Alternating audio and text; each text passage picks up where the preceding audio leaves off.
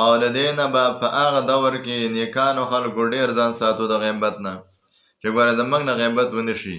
لیکن تاسو خو نن سبا داسې غیبتونه کوئ، روژې هم پې خرابې کړلې، خپل ایمان هم پې خراب کړو، خپلې نیکۍ بل له ورکوئ، خپل آخرت هم پې خراب کړو. یاد ساتئ ګوره قیامت چې کله جوړ شي او تا د چا غیبت کړې خپلې نیکۍ د هغې له ورکړلې.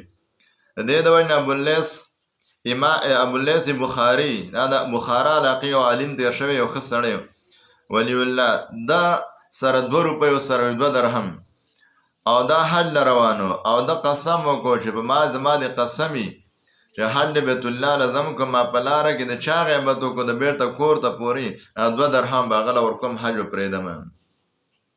نو حج له لاړې او بیرته واپس رالې، لیکن هغه روپۍ ورسره چې کم د بیا مو سره مطلب په دومره پیاده سفر کې د غیبت نه وکړې. نو چا دې تپوس وکړو چې ته د غیبت نه دومره کرکه او نفرت ولې کې؟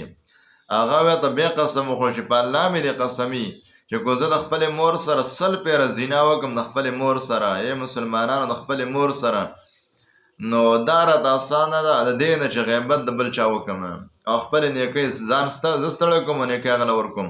نو لحاظ د غیبت نه ځان ساتئ.